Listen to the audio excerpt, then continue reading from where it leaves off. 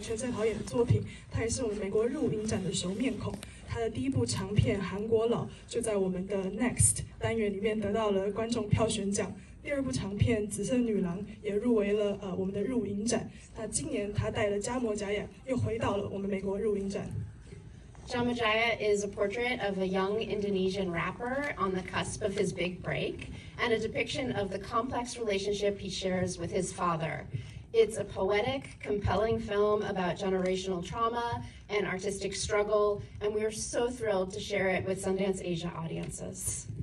这部片是关于一个印尼的故事，有一对印尼的父子，我们看到他们的复杂的关系。那这部片呢，其实它非常的诗意，它也去探索了世代间的一些挣扎、一些困难，那也去探索了艺术表现、艺术家的一些探索。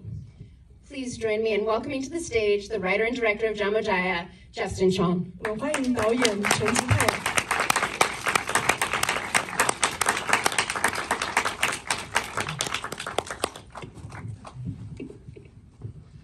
Hi, thank you guys for coming. My name's Justin, and the film tonight is Jamoh Jaya. Thank you to the Sundance Institute and everybody here in Taipei that helped organize this event and film festival. I'm very honored to be screening this here because I am such a fan of, there's so many auteurs in Taiwan that I just look up to and adore their work. You know, Edward E. Ong Xiaoshen, you know, there's so many, such beautiful films that come out of Taiwan. And also, I feel that the film community here really has, you know, very high-level taste. So, you know, it's a real honor to share this movie with you guys. This film is about a father and son, and it's really kind of a breakup story. And I just would like to share it with you and want to hear what you guys think afterwards. So thank you, and I hope you guys enjoy.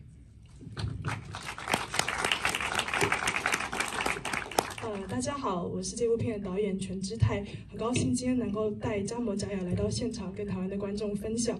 我首先想要感谢台湾的主办单位，办了这么棒的活动，这么棒的影展。我觉得非常荣幸能够跟台湾观众分享这部片，因为我知道台湾有非常多的作者型导演，我非常崇拜，像是侯孝贤、杨德昌导演。所以我也觉得台湾的观众的水平真的很高，所以格外的荣幸能够带这部片来到台湾。那这部片呢，其实是关于父子关系，可以说是一个父子的分手片。我觉得我就是非常荣幸，也非常好奇，等一下各位观众对这部片有什么想法？谢谢。谢谢。Thank you for having me. 谢谢 Justin 来到现场。I think we can jump right into the Q&A. I'm going to start things off with the first few questions, but after that, whenever you have a question, please just raise your hand. We would love to hear from you. 好，那我想我就以几个问题开启我们今天的 Q&A， 那之后欢迎观众踊跃发问。So Justin, obviously your lead actor, Brian, is a very well-known musical performer, as Rich Brian. And this sounds like a project that you were involved with him from the earliest stages. Can you talk a little bit about how you first became involved with making this film with him? 第一个问题是关于主角 Brian， 他本人也是一个很知名的饶舌歌手 Rich Brian。那想要问导演是怎么样跟 Brian 开启合作的呢？ Yeah, so I'm friends with Brian's manager, Sean Miyoshiro, and I've known him since I was 18. And we had been talking about doing a movie with Brian for a long time, but the circumstances were never right. And once, you know, Sean had told me that he just wants me to make something I'd be passionate about, I started meeting with Brian pretty regularly and spending a lot of time with him. And this particular film idea was born from a story that Sean told me about him and his father when they were in Korea, and they didn't have any petty cash to buy food, and they didn't want to inconvenience anyone, so they just didn't say anything, and that made me, you know, got me quite emotional. And that's when I thought, you know, I'd love to do a father-son story with Brian. So that's how it all sort of came about. 我其实认识 Brian 的经纪人认识蛮久了，那时候我也才18岁。我一直都跟他的经纪人说，我很想要跟 Brian 合作一部影片，但是一直好像都没有机缘。那有一次 Sean 就跟我说，其实我们很愿意让你做你任何想要做的电影。那这时候我就开始还蛮规律，还蛮经常跟 Brian 聊一聊关于创作的事情。那时候我们就开始谈这部片。那其实这部片的开始可以说是Sean 跟我讲的一个故事，就是 Brian 他跟爸爸有一次去了韩国，但他们那时候才刚发迹，所以就是不是很有名，然后那时候身上也没有钱去买食物。那他们因为也在人生地不熟的地方，不想要麻烦人，所以他们没有跟任何人说身上没有钱这件事情。然后就因为这个故事，我就感到非常有情绪反应，然后我就开始想说，我是不是可以写一个父子关系的故事。I hate to repeat a question that I asked in the other screening, but I do feel like the actor who plays the father is so incredible. I have to hear you talk about finding him once again. Yes, of course. 这个问题是关于怎么样找到演爸爸的这个演员，因为刚才在上一厅的映后也问过了，我请导演再讲一次这个故事。So the father is played by an Indonesian actor named Yayu Unru, and I had seen him in a film called Marlena the Murderer in 4 Acts, and he had a small part, but he left a huge impression on me. And I did have a casting director, and we saw a bunch of Indonesian actors, but I couldn't get Yayu out of my mind. And then I found a picture on Google of him, and his hair was kind of messy, and he was standing in front of like a fire, and smoke was in his face, and he was just like kind of in the moment. And that particular picture, I was like, okay, this is the guy. Originally, I had wrote this character to be much more rotund, taller than Brian, and very heavyset. But when I met Yayu through Zoom, I completely changed the part and tailored it for him. So like if you see, even in the film, he's doing miming, he's actually like also a professional mime, like a world-renowned mime. So put that in the film too. 对，我找到Yayu Unru 这个演员是透过一些机缘，他是个印尼的资深演员。那我看过一部片叫做《玛丽娜之杀人四幕》，那个时候Yayu在这部片中，他只饰演一个小角色，但是对我来说就留下了非常深刻的印象。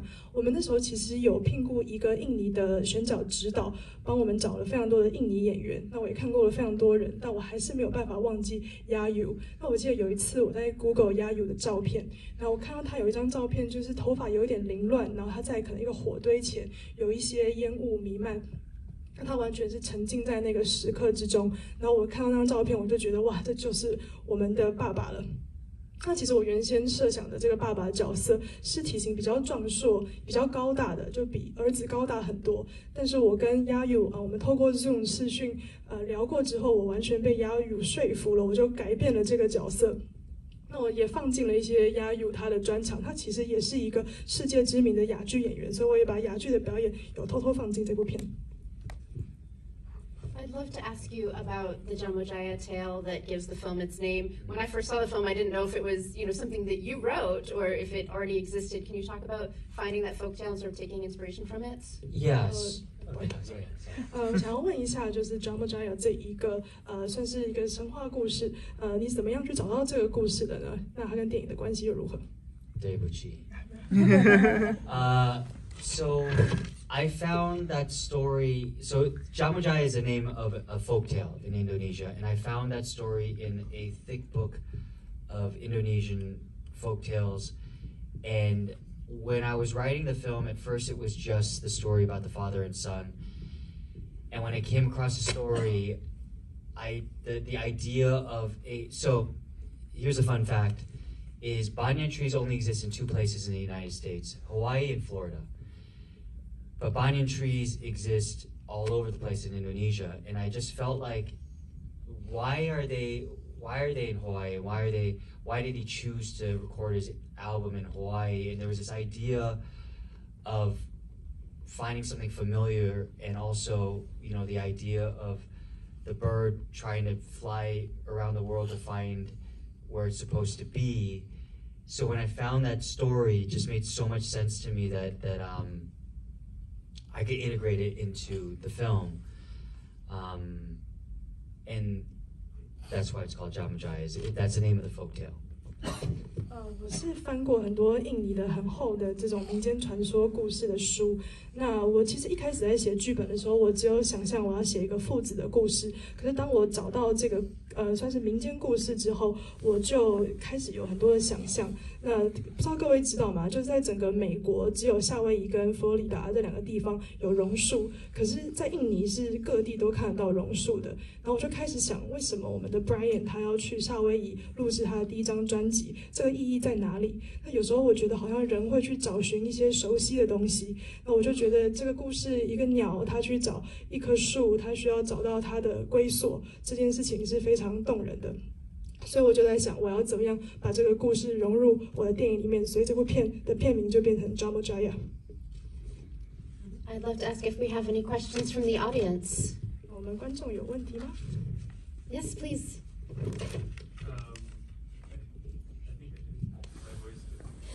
I don't know. You guys help me. Can I have a two-part question, if you will allow me? Yeah. The first one, I think, has to do with what you said at the beginning. You said that you always had in mind this idea that you wanted to make a movie with Brian. And I wonder, it seems like you've known him for a while, what kind of made you feel like he had this in him? And I guess because I didn't know this side of him, and after seeing that movie, I'm like, wow, like this is really impressive. Like I really wasn't expecting this. So this is the first part of the question. I wonder, like, because it seems like you've had the idea of making this movie with him for a while. So I was wondering, how did you find this out? Yeah. Sorry. 第一个问题是想，第一个问题是想要问，就是说你跟 Brian 的合作，因为我知道你跟 Brian 认识很久了，但是你当时是怎么知道 Brian 他能够做到这件事，他能够表演，就你到底是看中了他什么？ So Brian, you know, I'm sure you've seen him perform, and he's very sort of ostentatious and a showman. Him, if you meet him in real life and you spend extended periods of time, he's very actually introverted and reserved and thoughtful and very mature. And that was what struck me through the time we spent together. So what was exciting for me is actually exposing this side of him. And he thinks very deeply about things, and I felt like I wanted to not write a character that plays into his music persona, his artist persona, and something very domestic. And I think the rehearsals really helped. And that's why I asked for that, because, you know, for him, he's a busy guy, and at the time he was writing a bunch of music for Shang-Chi, but I really made it mandatory that he had to come 5 weeks ahead of shooting to rehearse and even before the in-person, we did a lot of Zoom rehearsals with the father and just ran lines, and ultimately it wasn't about him trying to get better as an actor. It was more about him getting very comfortable and being able to be very natural on screen. 对，如果你认识 Brian 的话，你看到他的表演的话，你会知道他表演其实就是蛮生动的，而且他完全是一个很会表演的人，他很会娱乐。但是其实你认识他在真实的生活中，他是一个很内向的人，很内敛，而且他常常思考很多，他也是一个很成熟的人。所以这些特点就让我印象很深刻。那我也尝试的让他在电影中展现这一些特质。那我觉得我其实不太想要写一个角色是好像符合这个艺人的形象，而是我想要写一个角色是符合他本人的样貌。那我觉得我们的排练过程中，帮助我们双方都很多，因为那个时候 Brian 他是一个很忙的人，他那时候在帮电影上气写音乐，但是我强制要求他在我们拍摄5周前一定要来排练。那其实他在现场排练之前，我们就透过 Zoom 已经排练过很多次了，然后也有请爸爸这个演员一起排练，然后一起先讲过一些台词。那我觉得其实这部片对我来说很重要的是，我没有要训练 Brian 变成一个更好的演员，我希望他能够在镜头前学着放松，学着很自在。Part two. Sorry, thank you so much. Thank you. I guess the part 2 has to do with something that I was wondering about after the movie was over. It has to do with the apples. Yes. I was wondering if maybe you could tell us more about what they represent, and because it seems like such a strong symbol throughout the movie, and I wanted to get what like your vision, because we see them from beginning to end, right? Like the bag of apples and the apples never really leave. 这个问题是想要问，sorry， 这个问题是想要问那个片中常常出现的榕树果，然后有时候好像是苹果，就是想要问这个意象它代表什么含义。I mean, frankly, you can interpret it however you want. You know, I think, but you know, his sort of infatuation with this folktale, and thinking that, you know, his brother is possibly is a bird that's searching, and thinking that James is the bird searching for this tree, which is his brother. I think it's just through the film, it really, I think, shifts. And you know, the apple is just this way of having a parental figure. You know, they try to feed you or force feed you, and he just is fixated on this thing that represents the apple. But I think if you want to look into it deeper than that, I mean, please be my guest. 导演是说我们可以自由诠释这个苹果或者榕树果的意义。其实我觉得这大概是跟我们的主角对于这个传说故事非常着迷、非常痴迷有关系。就是说，我们以为说这个 James 他是一只鸟，他一直在去找寻哥哥，那哥哥就是树嘛。那在电影中，我们也发现好像这个鸟跟树的角色有所转换。那我觉得好像我们这个苹果跟父亲的形象也很相关，也就是说，常常父亲会是一个喂食我们的人，那可能有时候也是强迫喂食，对，就是好像这个苹果跟父亲的连接是很深的。那如果我们想要再更深谈这个意象的意涵的话，可能就请大家各自发挥了。Yes, please. Hey, Mr. Chan, thank you for this, for sharing this wonderful story. I also have like a two-part question. First of all, is how was your experience directing in a foreign language, and what were some of the challenges, and what was the process like in that? I know you mentioned rehearsals, but I'd love to hear more about that. And part two is near the beginning of the film. There's a shot of a bird through the wooden frame. And I was wondering how you actually got that, because it's one of the perfect shots in the movies where you got the tree to sit on, you got the bird to sit on the tree. Yeah, so that's my question. Thank you. 有2个问题，第一个问题是关于怎么样导一个外语片，就是导演跟演员的语言是不一样的。然后第2个问题是想要问，大概是片中的蛮开始的镜头，就是有一个鸟，它停在一个木框架之内，然后它刚好可以停在树上，就你怎么捕捉那个镜头的？ You know, you would think that directing in another language is difficult. It's really not. You know, I wrote the script, so I know what the dialogue is supposed to be, and I know what the intention of the characters are supposed to be. It's just about, like you're saying, the rehearsals. So you asked a question the last screen, right? No. No? Okay. Because a similar question was asked, but it was a different part of this kind of thing. But basically, I did a month of rehearsals. So the script was written in English, and then I had to translate it into Indonesian, and then we were doing the rehearsals, and basically they would then tailor the Indonesian to be comfortable for them, and I had an Indonesian translator there to make sure that the it didn't need to be verbatim. It just the intention, whatever needed to be communicated needed to be right. Because I'm sure, do you speak Taiwanese? Mandarin. Mandarin, you speak Mandarin. So when someone is translating something from Mandarin to English, there's a lot of times that it doesn't translate exactly, right? So it's really about what they were trying to say, the message rather than the actual verbiage. So that's where the rehearsals were incredibly important. And then, you know, when you shoot, it changes again because something doesn't feel right, or they want to express it in a different way, and I just have to be very malleable. As for the bird shot, that's CGI.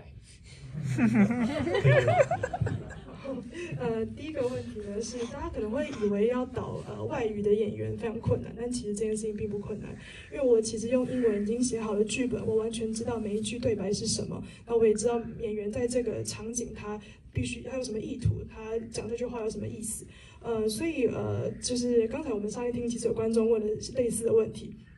所以我刚刚提到的，我们花了1个月的时间去排练。那在排练当下，我们也把这个剧本翻译成印尼文。我们现场也有一位翻译来协助我们。那我们翻译的时候，我也很注重我们演员他讲出这句印尼文台词要讲得很自然，就用他自己的话讲。这样，所以我有时候觉得说，翻译它不是翻每一个字，而是翻一个意思，就是翻一种沟通方式。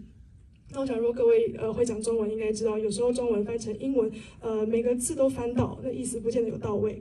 对，所以我会觉得说，翻到那个讯息，比翻每一个字都翻出来还要重要。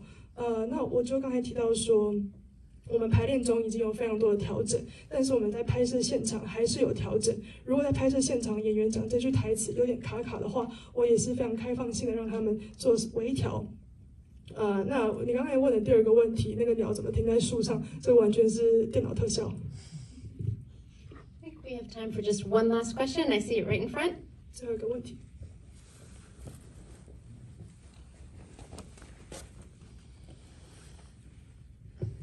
不好意思，大家好，我想问的是说，这部电影在5月就上映了，那我其实蛮想知道，就是说，因为它有一些，其实也有一些种族冲突的议题。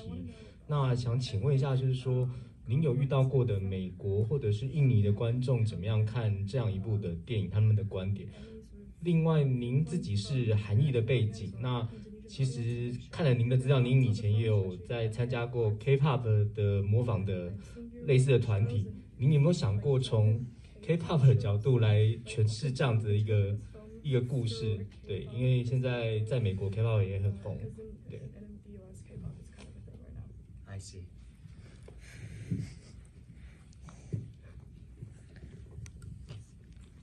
So, in terms of sort of the racial elements of the film, you know, I always feel like, you know, and I had a similar theme in my previous film, Miss Purple, that also premiered at Sundance, about displacement. And in the previous film, there were palm trees, and I learned this fact that palm trees weren't, the kind of palm trees that you see in LA aren't native to California. They're all planted, and you know, they're not getting enough water, and most of them will end up dying. And I felt like that was a good metaphor for sometimes how I feel being Asian American living in the United States. In terms of this film, I feel it's even one more step further because Brian in the film, he's not Asian American, he's just Indonesian.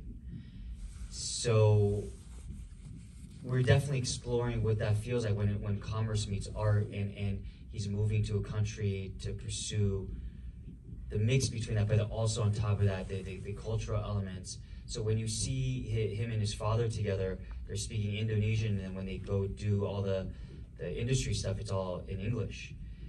And I think ultimately,